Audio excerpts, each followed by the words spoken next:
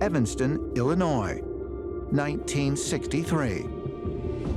J. Allen Hynek is entering his 11th year as the scientific advisor to Project Blue Book, and is now also the chair of Northwestern University's astronomy department.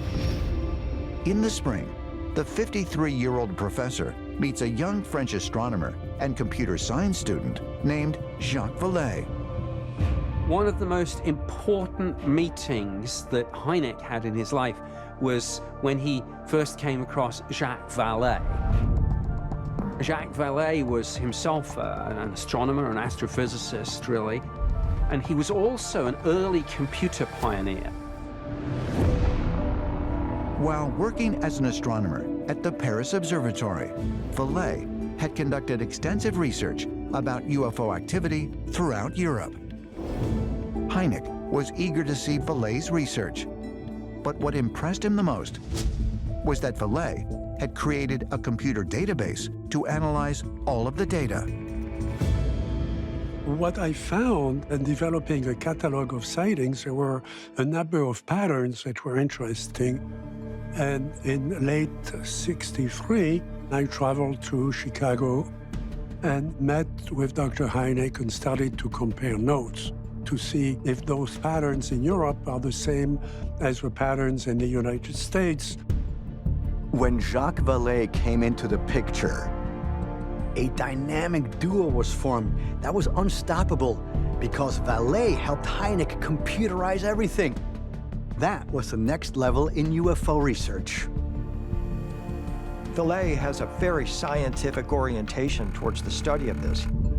Together, they both have an intuition that this is an extraterrestrial phenomena and it needs to be treated as such.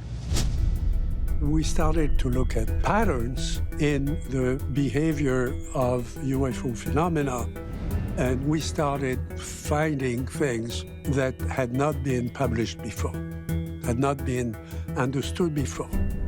Dr. Hynek said, this fella is brilliant, he's respected in the scientific world, and he's coming out with these ideas that I would like to explore more. And I think when Jacques Vallée said, this is what I believe, and I'm not afraid to say this, Hynek felt relieved. Working with Vallée and his database, Hynek encountered more and more UFO sightings that could not be easily explained. But perhaps the most compelling case he would investigate not only had a report of an object in the sky, but evidence on the ground. April 1964. Dr. Hynek is summoned to the small town of Socorro, New Mexico. When he arrives, he is told that local police officer Lonnie Zamora encountered a UFO on the outskirts of the city.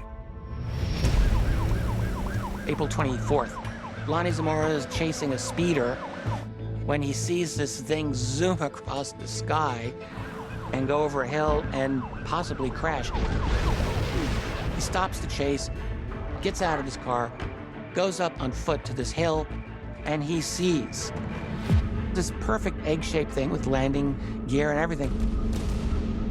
Lonnie Zamora recalls seeing what he describes as some sort of vehicle craft that appeared to be in distress, and even perhaps little beings, what we now refer to as NHI, non-human intelligence. And in his report, they very quickly and hurriedly get into the aircraft and flew away. According to Zamora's report, the brush was burning in several places, and there were 4 perpendicular impressions left on the ground. When Project Blue Book got word of the Socorro case, they sent my father there to explain it away. But when my father got there, he found it to be a very compelling case.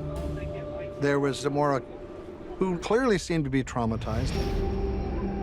I visited Socorro a number of times, trying, frankly, to break down the man's character, try to find out whether he's capable of a hoax and what his reputation is like. And I've inquired of people who have known him all his life, and even the parents of some of my students happen to live in Socorro, and I roundabout tried that. And Zamora has always held up. His character has simply held up as a solid American citizen cop. J. Allen Hynek realized that Lonnie Zamora was not a fabricator, that what he was saying was an experience that he believed he actually experienced. And that may have had something to do with J. Allen Hynek perhaps starting to come around the corner and change his position on the topic. Jacques told me that it was this case that was more or less the straw that broke the camel's back to make my father feel comfortable talking about UFO reports with sightings of aliens. This was the first case where he said, yes, these were creatures, because there were traces of footsteps there that were not human footsteps. It was a turning point because there was no question something had happened. And he had to take landings seriously.